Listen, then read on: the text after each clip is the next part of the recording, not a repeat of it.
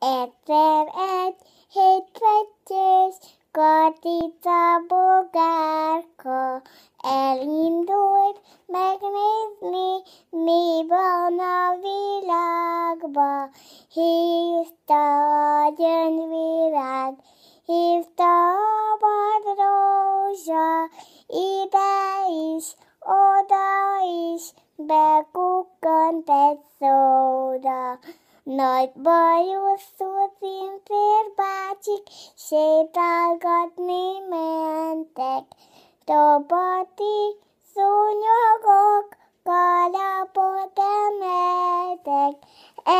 Estére elaludta Katica bogárka, éjjeli pillangók vigyáztak álmára.